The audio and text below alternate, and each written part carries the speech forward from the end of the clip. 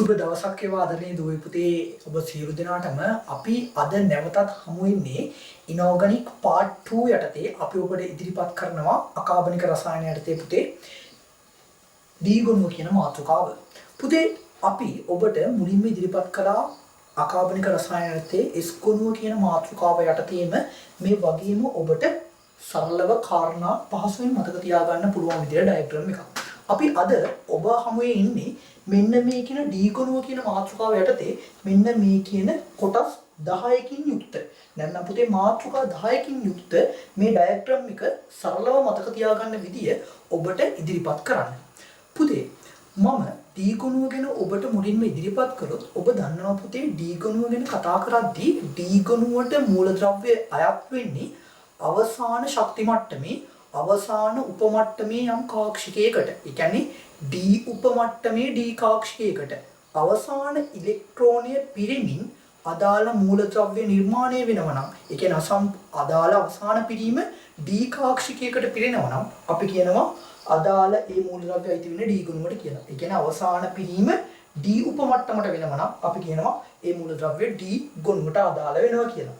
පුතේ මේ D ගුණයට අදාළ වෙන මූලද්‍රව්‍ය ඔබ දන්නවා 3D සහ 4D කියලා ප්‍රධාන වශයෙන් ගොනු දෙකක් ඔබට තියෙනවා. ඒ කියන්නේ D ගුණය යටතේ 3D සහ 4D වශයෙන් ඔබ දන්නවා ආවර්ත දෙකක් තියෙනවා. හැබැයි පුතේ අපිට A level විෂයපතය තුල බොහෝ දුරට අපට වැදගත් වෙන්නේ මෙන්න මේ කියන 3D ගුණය. පුතේ 3D ගුණයේ මම මුලින්ම පළවෙනි මාතෘකාව වන ඔබට කියලා දෙන්න යන්නේ ආන්තරික හා ආන්තරික නොවන මූලද්‍රව්‍ය ගැන. පුතේ මොකද්ද මේ ආන්තරික මූලද්‍රව්‍යයක් කියලා කියන්නේ? ආන්තරික කියන පදේ තේරුම තමයි පුතේ කිසියම් මූලද්‍රව්‍යයක කියන්නේ D ගුණයේ යම් මූලද්‍රව්‍යයක් හදන ස්ථායි කැටායනයට හරි නැත්නම් ඒ D ගුණයේ මූලද්‍රව්‍ය භූමි අවස්ථාවේ හරි අසම්පූර්ණ D පිරීමක් පවතිනවා නම් අපි කියනවා ඒ මූලද්‍රව්‍ය ආන්තරිකයි කියලා. ස්ථායි කැටායනයට හෝ එහි භූමි අවස්ථාවේ මූලද්‍රව්‍ය වින්‍යාසයේ අසම්පූර්ණ D පිරීමක් පවතිනවා නම් අපි කියනවා ආන්තරික මූලද්‍රව්‍යයක් කියලා. පුතේ විෂයපතය තුල ඔබ දන්නවා පරණ සිලබස් එකේ ස්කැන්ඩියම් සහ සින්ක් කියන දෙන්නම ආන්තරික නොවන මූලද්‍රව්‍ය ගණයට ගන්නවා. මොකද පුතේ ස්කැන්ඩියම් කියන කෙනාගේ ස්කැන්ඩියම් 3+ කියන ස්ථායි කැටායනය තුල ඔබ දන්නවා D ගුණයේ එකම ඉලෙක්ට්‍රෝනයක්වත් D උපමට්ටමේ කිසිම ඉලෙක්ට්‍රෝනයක් කාක්ෂිකය වල පිළිලා තිබුණේ නැහැ.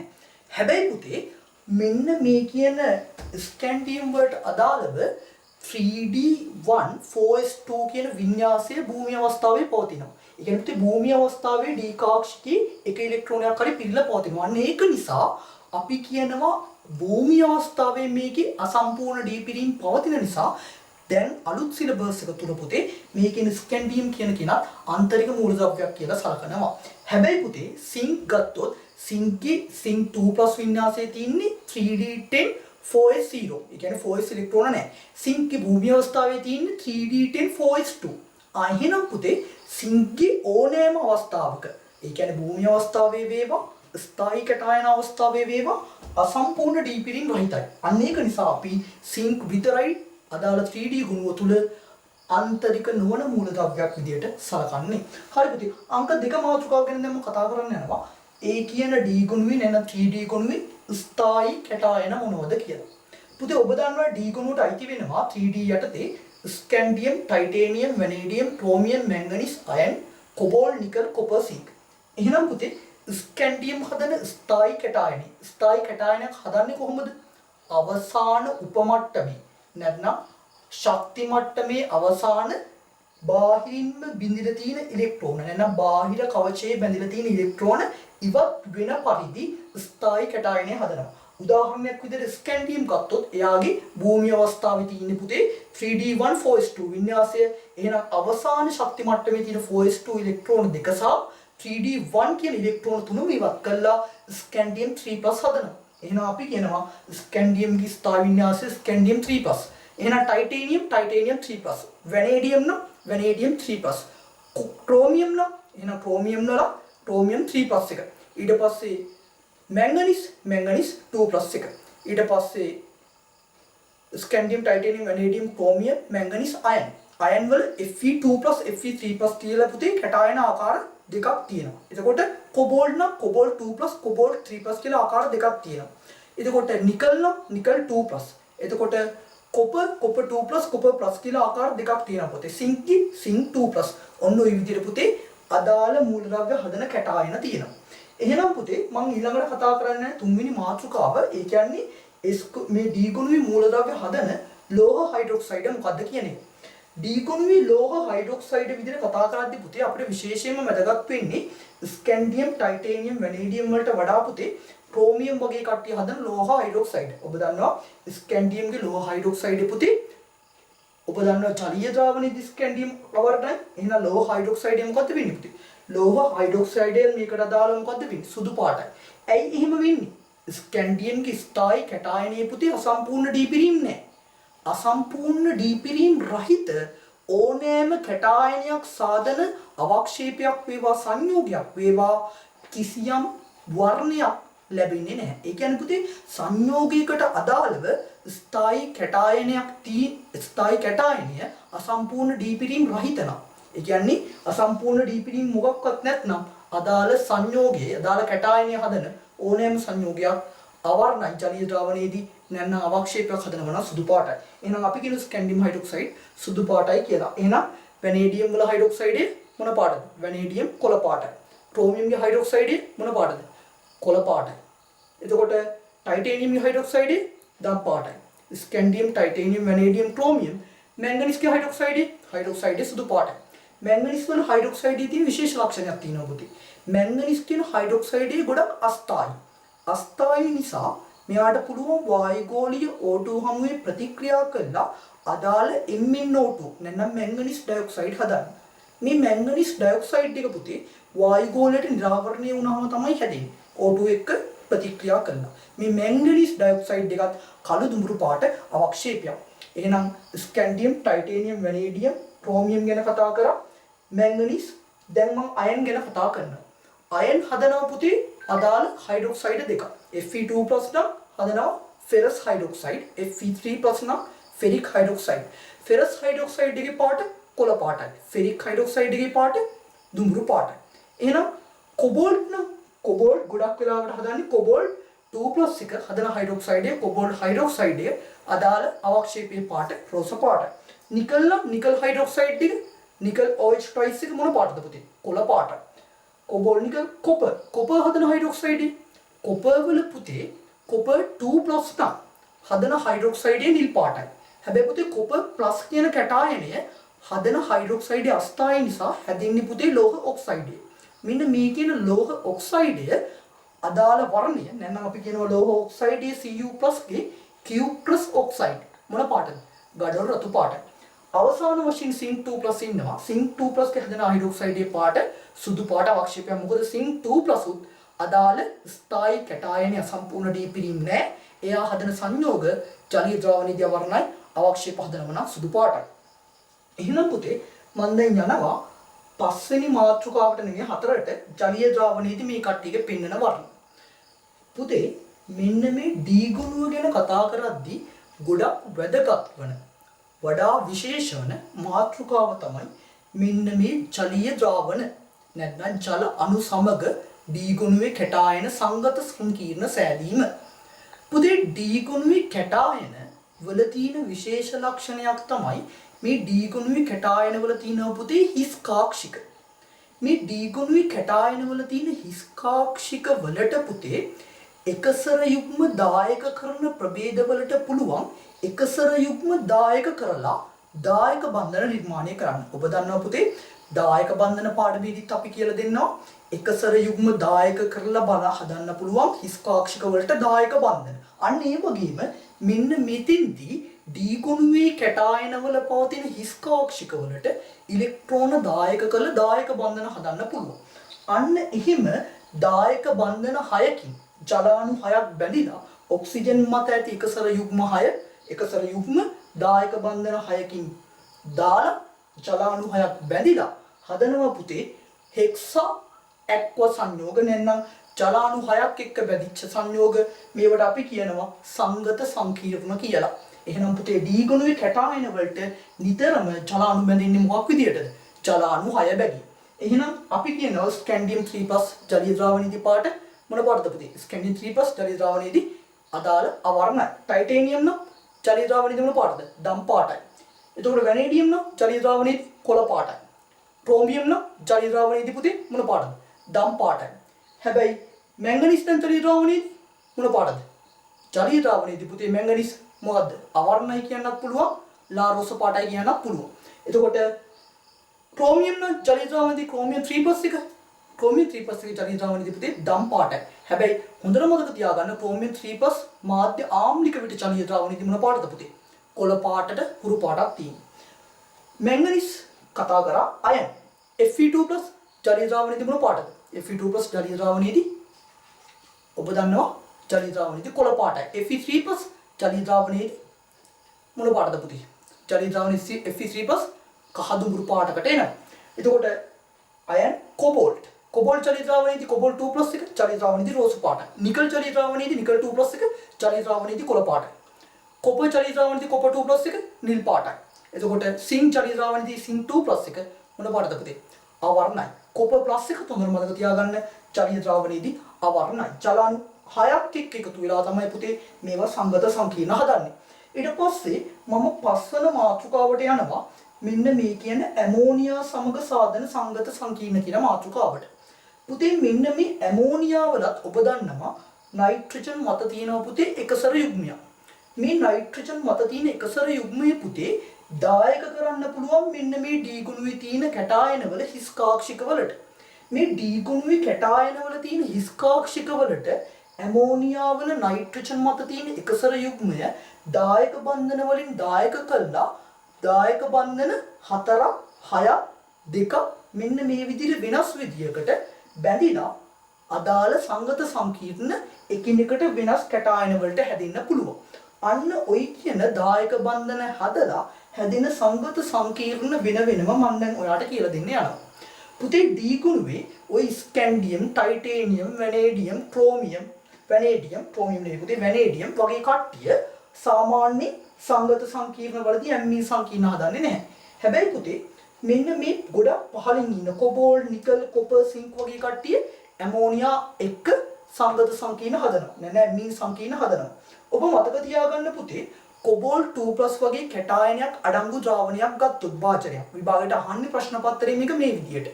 කොබෝල්ට් 2+ අඩංගු ද්‍රාවණයකට පුතේ අපි ඇමෝනියම් හයිඩ්‍රොක්සයිඩ් පොඩ්ඩ දැම්මොත්. නැත්නම් ජලීය ඇමෝනියා නැත්නම් ඇමෝනියා වායුව වතුරේ දිය කළා පොඩ්ඩ දැම්මොත් කොපර් 2+ අයන කොබෝල්ට් 2+ අයන අඩංගු ද්‍රාවණයකට. මොකද පුතේ වෙන්නේ? අදාළ ඇමෝනියම් හයිඩ්‍රොක්සයිඩ් වල OH- තියෙනවනේ. ඇමෝනියම් ධන OH ඍණ. එහෙනම් කොබෝල්ට් 2+ අර OH- එක්ක සෙට් වෙලා හදන්න පුළුවන් අවක්ෂේපයක්. අපි කියනවා කොබෝල්ට් හයිඩ්‍රොක්සයිඩ් එක. එහෙනම් අන්න ඒ කියන රෝස පාට ජලීය ද්‍රාවණේ මොකද වෙන්නේ පුතේ? අදාළ හයිඩ්‍රොක්සයිඩයේ පවටපත් වෙද්දී රෝස පාට අවක්ෂේපයක් වෙනවා. අදාළ අවක්ෂේපයට අපි පොඩ්ඩ දාලා ඇමෝනියම් හයිඩ්‍රොක්සයිඩ් තවදුරටත් ඇමෝනියම් හයිඩ්‍රොක්සයිඩ් දානවනම් මොකද පුතේ වෙන්නේ? අදාළ තවදුරටත් ඇමෝනියම් හයිඩ්‍රොක්සයිඩ් දාද්දී අදාළ අවක්ෂේපයේ ද්‍රාවණගත වෙලා අදාළ කොබෝල්ට් වල ඇමීන් සංකීර්ණය නැතහොත් ඇමෝනියා ලිගන්ඩ වශයෙන් බැඳෙනවා. අන්න ඔය ඇමෝනියා ලිගන්ඩ වශයෙන් බැඳුනම නැත්නම් ඇමීන් සංකීර්ණය හැදුනම කොබෝල්ට් හදන ඇමීන් සංකීර්ණයේ පාට මොකද පුතේ? කහ දුඹුරු පාට ඇමීන් සංකීර්ණයක් හදනවා. අන්න ඔය කියන කොබෝල්ට් කියන කෙනා ඇමෝනියා අණු පුතේ 6ක් එක්ක බැඳෙනවා. මම පොඩි පිළිවෙලක් කියනවා දැන් ඔයාලට. කොබෝල්ට් ඇමෝනියා අණු 6යි, නිකලුත් ඇමෝනියා අණු 6යි. එහෙනම් ඇමෝනියා අණු 6ක් එක්ක බැඳලා තමයි දෙන්නම ලිගන්ඩ හදන්නේ. කොපර් 2+ ඇමෝනියා අණු 4යි, සිංක් 2+ ඇමෝනියා අණු 4යි. ඒ දෙන්න ඇමෝනියා අණු 4 බැගින් බඳලා තමයි අදාළ ලිගන්ඩ බඳ ගන්න.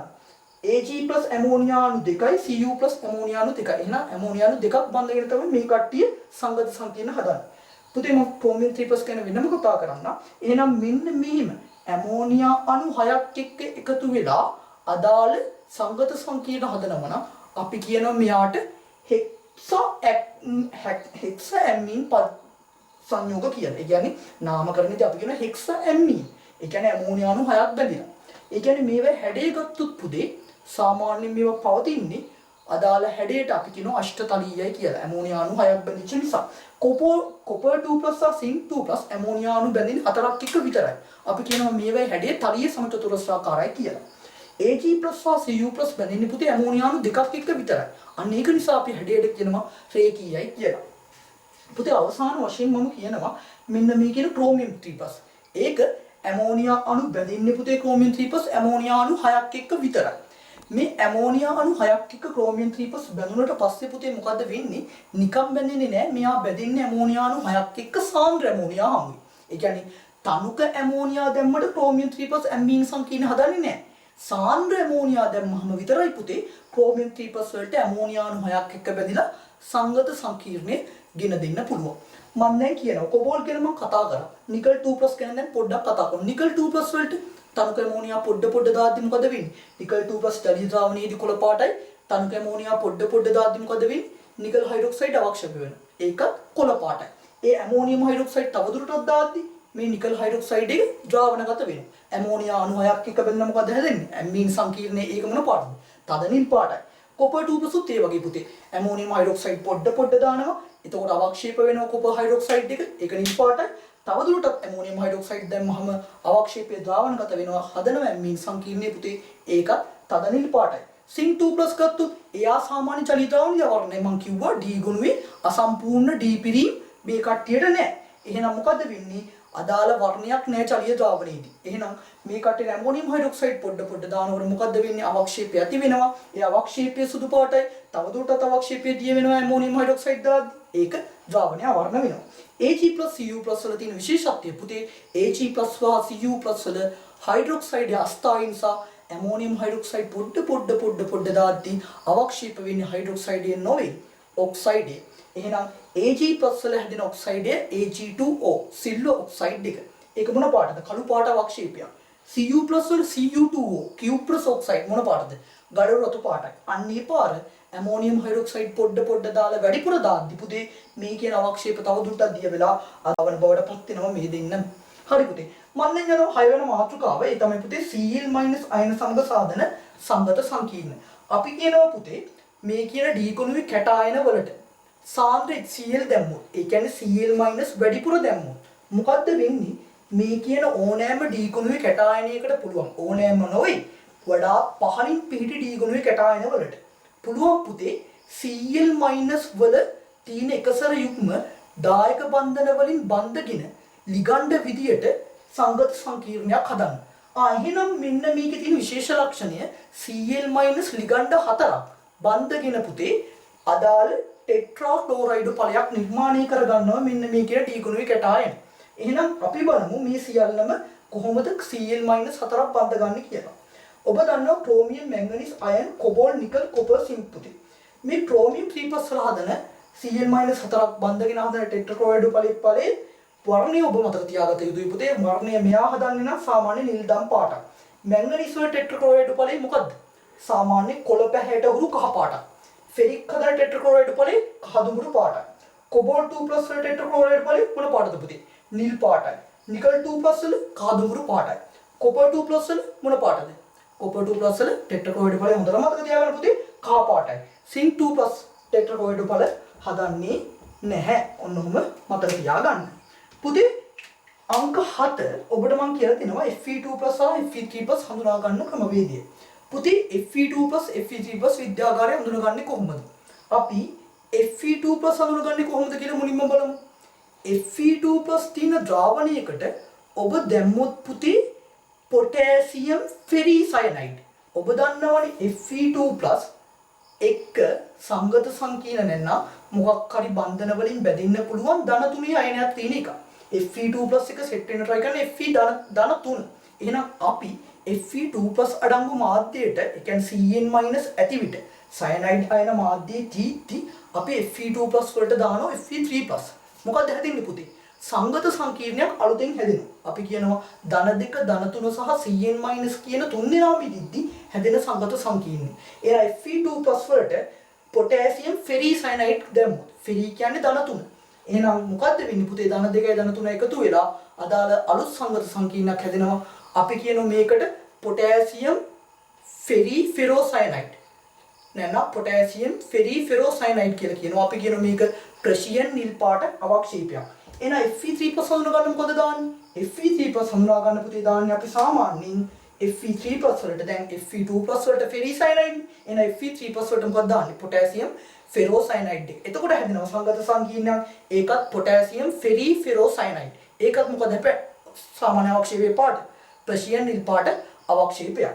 පුතේ Fe2+ වලට අපි පොටෑසියම් ෆෙරෝසයනයිඩ් දැම්මොත් සුදු පාට අවක්ෂේපයක් ඇති වෙනවා. ඒකත් නිකමට මතක තියාගෙන ඉන්න. පුතේ Fe3+ විතරක් අඳුන ගන්න විශේෂ ක්‍රමවේද තව දෙකක් තියෙනවා. Fe3+ වලට අපි දැම්මොත් potassium thiocyanide SCN- අයන thiocyanide අයන දැම්මොත් මොකද හැදෙන්නේ? අලුත් සංගත සංකීර්ණයක් CN- එක්ක බැඳිලා Fe3+ හදනවා පුතේ ලේ රතු පාට ද්‍රාවණයක්. ඒ වගේම තව ක්‍රමවේද විභාගයට අහනවා Fe3+ වලට සැලිසිලික් අම්ලය දැම්මොත් මොකද පුතේ වෙන්නේ? සැලිසිලික් අම්ලය හමුවේ හදනවා අයන් සැලිසිලේට් සංකීර්ණය. මේකට පුතේ දම් පාට ද්‍රාවණයක්. මෙන්න මේව හොඳට මතක තියාගෙන ඉන්න. පුතේ දැන් මම කතා කරන්න යන්නේ අංක 8 මාතෘකාව දෙන. ඒ තමයි ද්‍රවාංක, තාපාංක හා විද්‍යුත් සංනායකතාව කියන මාතෘකාව. පුතේ D ගුණුවේ මූලද්‍රව්‍ය ගත්තොත් S ගුණුවේ මූලද්‍රව්‍ය වලට වඩා පුතේ දැඩි බව, දෘಢතාවය, ද්‍රවාංක, තාපාංක මේ කියන ඔක්කොම ලක්ෂණ වැඩි. ඇයි එහෙම කියන්නේ? පුතේ S ගුණුවේ මූලද්‍රව්‍ය වල ලෝහක බන්ධනය සඳහා දායක කරන්නේ S ඉලෙක්ට්‍රෝන විතරයි. හැබැයි D ගුණුවේ මූලද්‍රව්‍ය වල ලෝහක බන්ධනය සඳහා S ඉලෙක්ට්‍රෝන වලට අමතරව D ඉලෙක්ට්‍රෝනක් දායක කරන්න පුළුවන්. එහෙනම් වඩා වැඩි ඉලෙක්ට්‍රෝන ප්‍රමාණයක් ලෝහක බන්ධනයට දෙන්න පුළුවන් හැකියාව තියෙනවා කියන්නේ ලෝහක බන්ධනයේ ප්‍රබලතාවය වැඩි. ලෝහක බන්ධනයේ ප්‍රබලතාවය වැඩි කියන්නේ පුතේ අදාළ ද්‍රවාංක හා තාපාංක. ඒ කියන්නේ අදාළ ඝනයක් නම් ද්‍රවවන උෂ්ණත්වය, ද්‍රවයක් නම් වාෂ්පවන උෂ්ණත්වය. ඒ කියන්නේ ද්‍රවාංක හා තාපාංක ඉහළ අගයක් ගන්නවා. එහෙනම් පුතේ අපි කියනවා S ගුණුවට වඩා D ගුණුවේ මූලද්‍රව්‍ය වල ද්‍රවාංක හා තාපාංක අනිවාර්යෙන්ම වැඩි කියලා. ඇයි? අදාළ ලෝහක බන්ධනය සඳහා 4s ඉලෙක්ට්‍රෝන වලට අමතරව 3d ඉලෙක්ට්‍රෝනක් මෙතෙන්දී ලබා දෙන නිසා. පුතේ මෙන්න මේ කියන D ගුණුවේ මූලද්‍රව්‍ය වල ද්‍රවාංක හා තාපාංක ගැන කතා කරද්දී ද්‍රවාංක හා තාපාංකයේ වැඩිම D ගුණුවෙන් වැනීඩියම් කියලා අපි ගන්නවා. D ගුණුවෙන් ද්‍රවාංක හා තාපාංක අඩුම කවුද පුතේ? ඒ කියන්නේ ලෝහක බන්ධනයේ ඉලෙක්ට්‍රෝන දෙන්න බැරිම. ඒ කියන්නේ පුතේ ලෝහක බන්ධනයේ අසම්පූර්ණ D පිරින් නැති කෙනෙක් වෙන්න ඕනේ. ඒ කියන්නේ ස්ථායි වින්‍යාසයක් තියෙන කට්ටිය ලෝහක බන්ධනයේ ඉලෙක්ට්‍රෝන දෙනව හරිය අඩුයි. සිංක් නේ පුතේ. සිංක් ඔබ දන්නවා 3d10 4s2 පූර්ණ පිරීමක්. ලෝහක බන්ධනයේ ඉලෙක්ට්‍රෝන ලබා දෙන්න බෑ. එහෙනම් අපි කියන පූර්ණ කියන්නේ ස්ථායි පිරීම. ඒ කට්ටිය ඉලෙක්ට්‍රෝන ලෝහක බන්ධනයට ලබා දෙන්න තියෙන හැකියාව බොහොම අඩුයි. ඒක නිසා ලෝහක බන්ධන ප්‍රබලතාව අඩුයි. ඒක නිසා අපි කියන මොකක් කියලාද පුතේ? ඒ කට්ටිය ද්‍රවාංක තාපාංක අඩුයි. ඔබ දන්නා විද්‍යුත් සංනායකතාව වැඩිම D ගුණුවෙන් ඔබ හොඳට මතක තියාගන්න. කොපර් වල තමයි විද්‍යුත් සංනායකතාව වැඩිම වෙන්නේ. පුතේ දැන් මම ඊට පස්සේ කියනවා අංක 9 මාතෘකාව අවසන් මාතෘකාවට පෙර මාතෘකාව ඔක්සි ඇනායන හා ඔක්සි කැටායන. පුතේ D ගුණුවේ සමහර කට්ටියට පුළුවන් ගොඩක් සමහර කට්ටියට D ගුණුවේ පහලින් ඉන්න කට්ටියට පුළුවන් ඔක්සිජන් සමග ඔක්සි ඇනායන හදන්න. උදාහරණයක් විදිහට පුතේ ඔබ අහලා ඇති ක්‍රෝමියම්ට පුළුවන් ක්‍රෝමේට්, ක්‍රෝමියම්ට පුළුවන් ඩයික්‍රෝමේට් කියන ඔක්සිජන් අයනය ඔක්සිජන් සහිත ඍණායන හදන්න. ඔබ දන්නවා ඩයික්‍රෝමේට් අයනය තැඹිලි පාටයි. ක්‍රෝමේට් අයනය මොන පාටද පුතේ? කහ පාටයි. ඒ වගේම මැංගනීස්ට පුළුවන් පර්මැංගනේට් මැංගනේට් හදන්න. පර්මැංගනේට් දම් පාටයි. මැංගනේට් නම් කොළ පාටයි. ඒ කියන්නේ පර්මැංගනේට් කියන්නේ MnO4- මැංගනේට් කියන්නේ MnO4 2-. එතකොට සින්ක්ට පුළුවන් තව හදන්න සින්කේට් ZnO2 2-. ඒක මොන පාටද පුතේ? අවර්ණයි. අපි කියනවා මෙන්න මේ කට්ටිය තමයි D ගුණයේ මූලද්‍රව්‍ය හදන ඔක්සි ඇනායන කියලා. පුතේ ඔක්සෝ කැටායන කියන මාතෘකාව ගැන දැන් කතා කරන්න යන්නේ. ඔක්සෝ කැටායන. පුතේ ඔක්සෝ කැටායන කියන්නේ සාමාන්‍යයෙන් ඔබ දන්නා ඔක්සිජන් සහිත ධන අයන. ඔබ දන්නවා වැනේඩියම් තමයි සිලබස් එකේ ගොඩක් ඔක්සෝ කැටායන හදන්නේ. ඔබ දන්නවා VO2+ සහ VO2+. ඒ කියන්නේ පුතේ මෙතනින් මම ලියලා පෙන්නන්නම් ඔබට VO2+ සහ VO2+. මෙන්න මෙහෙම දෙකක් හදන්න පුළුවන් පුතේ. මෙන්න මෙහෙම ලිව්වොත් වඩා සාර්ථකයි. ඔබ දන්නවා VO2+ VO2+. ඔන්න ඔය විදිහට පුතේ. එහෙනම් ඔබ දන්නවා මෙතන වැනේඩියම්ගේ ඔක්සිකරණාංකය ගත්තොත් පුතේ ධන 4යි. මෙතන වැනේඩියම්ගේ ඔක්සිකරණාංකය ධන 5යි. එහෙනම් ධන 4 සහ ධන 5ට අදාළ ඔක්සෝ කැටායන හදනවා. එහෙනම් අපි කියනවා මෙන්න මේ ඔක්සෝ කැටායනයේ ධන 4ට අදාළ වැනේඩියම්ගේ මොන පාටද පුතේ? නිල් පාටයි. මේ ධන 5ට අදාළ ඔක්සෝ කැටායනයේ කහ පාටයි කියලා. නිල් සහ කහ පාට බවට පත් වෙනවා. පුතේ ඊට පස්සේ මම කතා කරනවා අවසාන මාතෘකාව යටතේ මේ කියන D ගුණුවේ මූලද්‍රව්‍ය හදන්න පුළුවන් මොනවද ඔක්සයිඩ්? D ගුණයේ මූලද්‍රව්‍ය මොන වගේ ඔක්සයිඩ් හදන්න පුළුවන්ද කියලා. පුතේ සමහර D ගුණයේ ඔක්සයිඩ් තියෙනවා. ඒ D ගුණයේ ඔක්සයිඩ් හදන ඔක්සයිඩ් වලට පුළුවන් ආම්ලික භාෂ්මික සහ උභයගුණී ලක්ෂණ කියන ත්‍රිත්වයම පෙන්වන්න. මේක මාර දුර්ලභ කාරණයක් පුතේ. කියන්නේ ආම්ලික භාෂ්මික උභයගුණී කියන ලක්ෂණ ත්‍රිත්වයම පෙන්වන්න පුළුවන් එකම මූලද්‍රව්‍ය ඔක්සයිඩ් ගොඩක් අඩුයි. මෙන්න මේ ක්‍රෝමියම් මැංගනීස් සහ වැනේඩියම් හදන ඔක්සයිඩ් වලට හැබැයි මේ ලක්ෂණේ තියෙනවා. ඔබ දන්නවා මැංගනීස් හදන ධන දෙක හදන MnO කියන අවක්ෂේපයේ මොන පාටද පුතේ? ඔබ දන්නවා මැංගනීස් ඔක්සයිඩ් මොන පාටද නෙමෙයි මැංගනීස් ඔක්සයිඩ් මොකද වෙන්නේ? හදන්නේ මැංගනීස් ඔක්සයිඩ් එක Mn2O3 ඔබ දන්නවා ධන 3ට අදාළව හදනවා. MnO2 එක හදනවා ධන 4ට අදාළව. MnO3 එක හදනවා ධන 6ට අදාළව. Mn2O7 එක හදනවා ධන 4ට අදාළව. ඔබ දන්නවා ධන 2 සහ ධන 3ට අදාළව හදන මැංගනීස් වල ඔක්සයිඩ් මොකද පුතේ? මොන ලක්ෂණද පෙන්වන්නේ? භාෂ්මික ලක්ෂණ. ඔබ හොඳට මතක තියාගන්න D ගුණයේ කැටායන වල ආරෝපණය වැඩි වෙන්න ඔක්සිකරණ අංකය වැඩි වෙන්න පුතේ අදාළ සංයෝගයේ ආම්ලිකතාවය වැඩි වෙනවා භාෂ්මිකතාව අඩු වෙනවා. එහෙනම් ඔක්සිකරණ අංකය අඩුම Mn2+ සහ Mn3+ හදන්නේ භාෂ්මික ලක්ෂණ පෙන්වන කට්ටිය. හැබැයි මැංගනීස් වල ධන 4 ඔක්සිකරණ අංක තියෙන කට්ටිය හදන්නේ මොකද්ද? උභයගුණී ලක්ෂණ. ධන 6 හා ධන 7 තියෙන ඔක්සයිඩ් දෙක හදන්නේ මොන ලක්ෂණද? ආම්ලික ලක්ෂණ. ඔන්න ඔක හොඳට මතක තියාගෙන ඉන්න. එහෙනම් වැනේඩියම්ුත් එසේම වැනේඩියම්ගේ තියෙන ධන 2 ධන 3 ධන 4 ධන 5 කියන ඔක්සයිඩ්. එහෙනම් වැනේඩියම්ගේ ධන 2 සහ ධන 3ට අදාළ ඔක්සයිඩ් මොන ලක්ෂණය පෙන්වන්නේ? භාෂ්මික ලක්ෂණ. ධන 4 වැනේඩියම්ගේ මොන ලක්ෂණද පෙන්වන්නේ? උභයගුණී ලක්ෂණ. ධන 5 පෙන්වනවා මොන ලක්ෂණද? ආම්ලික ලක්ෂණ. ක්‍රෝමියම්ගේ බලන්න ක්‍රෝමියම්ගේ තේමයි.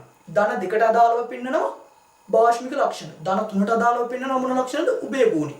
ක්‍රෝමියම්ගේ ධන 4ට අදාළව සහ ධන 6ට අදාළව ක්‍රෝමියම් පෙන්වන මොන ලක්ෂණද පුතේ? ආම්ලික ලක්ෂණ. පුතේ මෙන්න මේ කියන කාරණා 10 ඔබගේ ඔළුවේ අවධාරණය කරගෙන ඔබ විභාගයට ගියොත් අනිවාර්යෙන්ම නිසකවම ඔබගේ අදාළ අකාබනික රසායන යටතේ තියෙන MCQ D ගුණයෙන් ලැබෙන ඕනම එකක් සහ අදාළ රචනා ප්‍රශ්න පත්‍රය තුළට D ගුණ යටතේ ඔබට පහසුවෙන් පිළිතුරු සපයා ගන්නට හැකි වේවි.